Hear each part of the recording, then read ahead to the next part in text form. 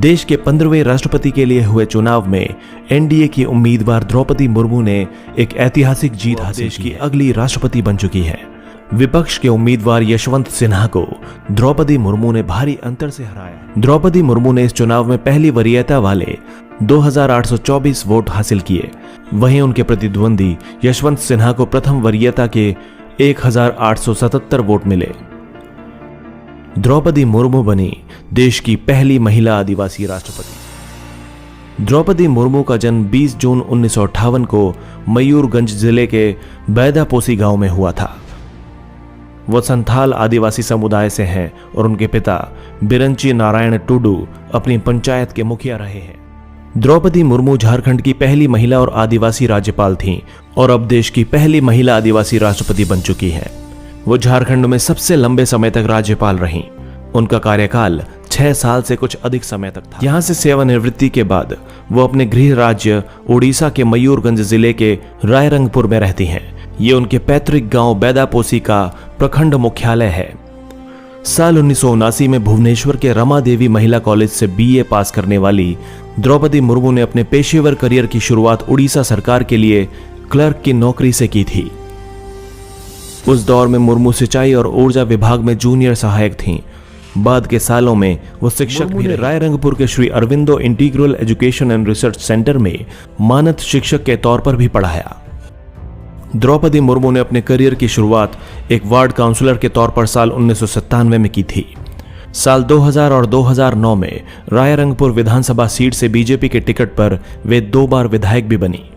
पहली बार विधायक बनने के बाद वे साल 2000 से 2004 तक नवीन पटनायक के मंत्रिमंडल में स्वतंत्र प्रभार की राज्य मंत्री रहीं। साल 2015 में जब उन्हें पहली बार राज्यपाल बनाया गया, उससे ठीक पहले तक वे मयूरगंज जिले की बीजेपी अध्यक्ष थीं।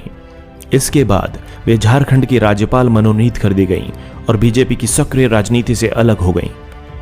द्रौपदी मुर्मू की शादी श्याम चरण मुर्मू से हुई थी, लेकिन कम उम्र में ही उनका निधन हो गया।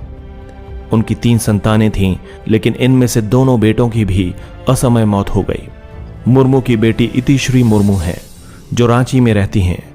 जाहिर सी बात है कि कोई भी शख्स इतने बड़े पद पर यूं ही नहीं पहुंच जाता।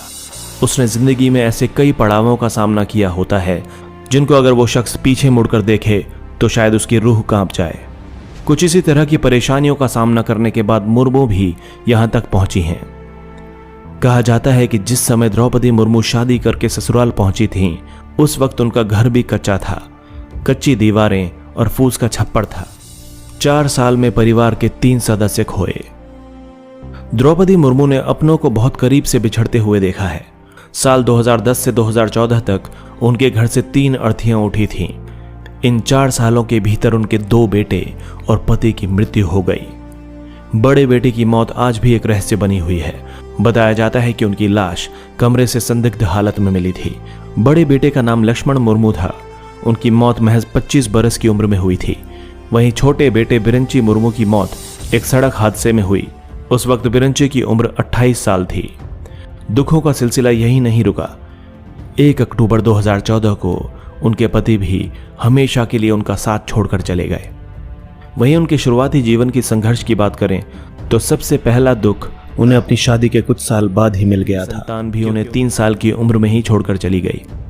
यह घटना साल 1984 की है। मुर्मू की पहली संतान एक बेटी थी। जिंदगी में तमाम दुखों का सामना करने के बावजूद मुर्मू ने हार नहीं मानी।